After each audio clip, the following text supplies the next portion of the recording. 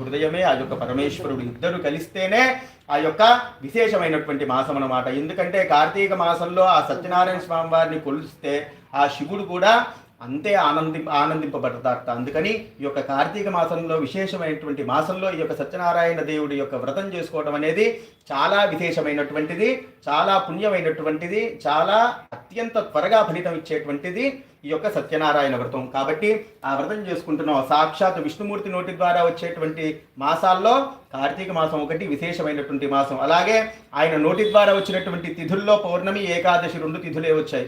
ఆ పౌర్ణమి, ఏకాదశి తిథుల్లో ఈరోజు ఏకాదశి తిథి నాడు చేసుకోవడం అనేది చాలా విశేషమైనటువంటి ఫలితాన్ని త్వరగా చూస్తారని చెప్పి ఆ యొక్క సత్యనారాయణ స్వామి వారే తానే స్వయంగా ఆ విష్ణుమూర్తి ఆ సత్యనారాయణ స్వామి వారి రూపంలో చెప్పినటువంటి మాటలు ఇదంతా ఎలా వచ్చాయి? స్కాంద పురాణంలో రేవాఖండం ద్వారా మనకందరికీ కూడా బయటకు వచ్చినాయట ఈ యొక్క సత్యనారాయణ స్వామి వారి మహిమలు. కాబట్టి స్కాంద పురాణ రేవాఖండ ప్రథమోధ్యాయ సమాప్త.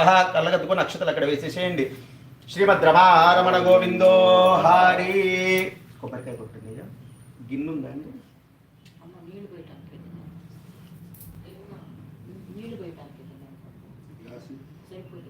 ఇంకా 4 కొట్టాల్సి వస్తుంది.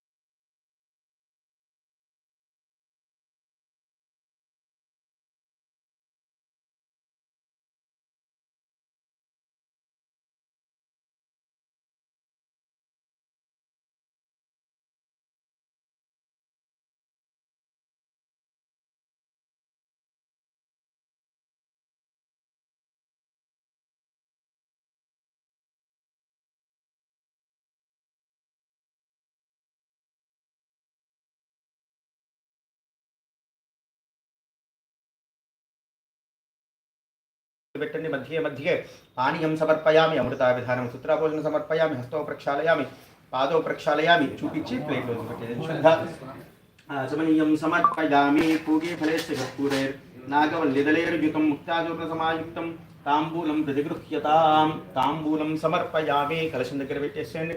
తాంబూలం సమర్పయామి. తాంబూల చర్వణ ఒక చుక్క నీళ్లు పల్లి చూపించి ప్లేట్లో వదిలిపెట్టేసేయండి. తాంబూల చర్వణ అనంతరం శుద్ధ ఆచమనం సమర్పయామి. కర్పూర మంగళ నీరాజనం.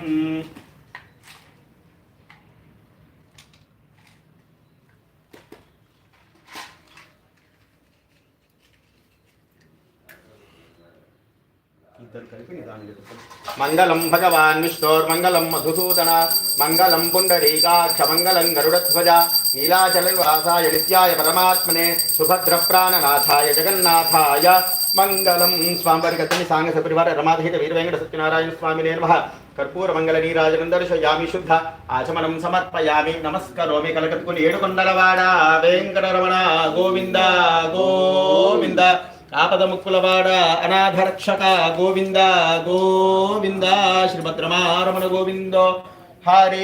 2 నక్షత్రాలు వేయండి. నారాయణాయ విద్మహే వాసుదేవాయ ధీమహి తన్నో విష్ణు ప్రచోదయాత్. సువర్ణ దివ్య మంత్రపుష్పం సమర్పయామి. మళ్ళీ నక్షత్రాలు పెట్టుకున్న ద్వితీయోధ్యాయ ప్రారంభ.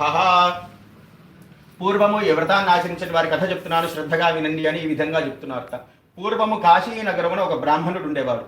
ఆ బ్రాహ్మణుడు 4 వేదాలు 6 శాస్త్రాలు కూడా చాలా బాగా చదువుకున్నవాడు. కానీ తన పూర్వజన్మ సుకృతం వలన తినటానికి తిండి లేక, కట్టుకోవడానికి వస్త్రం లేక భిక్షాటన చేస్తూ జీవిస్తున్నట్ట.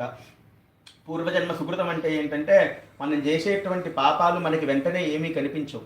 ఆ తర్వాత మన ఆ పూర్వజన్మలో చేసినటువంటి పాపాలు ఈ జన్మలో మనం ఏం తప్పు చేయకుండా కూడా అనుభవిస్తూ ఉంటాం. అలాగే మన యొక్క తరాలు మన తర్వాత కూడా అనుభవిస్తూ ఉంటాం, మనకేం కనిపించవు. అది పూర్వజన్మ సుకృతం అంటారనమాట. ఆ పూర్వజన్మ సుకృతం వలన ఆయన అంత బాగా చదువుకొని కూడా ఒక వేదం చదువుకున్నాడంటేనే చాలా బాగా అదృష్టవంతుడు, చాలా ఆ దేవుడి యొక్క అనుగ్రహం పొందిన వాడవుతాడు. అలాంటిది 4 వేదాలు చదువుకున్నవాడంటే ఎంతటి అనుగ్రహం పొందినవాడై ఉండాలి. అయినా సరే తన పూర్వజన్మ సుకృతం వలన భిక్షాటన చేస్తూ జీవిస్తున్నట్ట. భగవానుడు బ్రాహ్మణ ప్రియుడు కావున ఆ బ్రాహ్మణుడు పడుతున్న కష్టాలు చూసి తట్టుకోలేక తాను ఒక వృద్ధ అంటే ఒక ముసలి బ్రాహ్మణ రూపం ధరించి ఆ బ్రాహ్మణునికి ఎదురుగా పోయి, ఓయే బ్రాహ్మణుడా, నువ్వు చాలా బాగా చదువుకొని కూడా ఇలా దళితంతో బాధపడుతున్నావేంటి అని అడిగారట. అప్పుడు అంటున్నాడు ఆ బీద బ్రాహ్మణుడు, అయ్యా మీరు అన్నమాట వాస్తవమే కానీ నా పూర్వజన్మ సుకృతం వల్ల నేను ఇట్లా దరిద్రంతో బాధపడుతున్నానయ్యా. నా దరిద్రము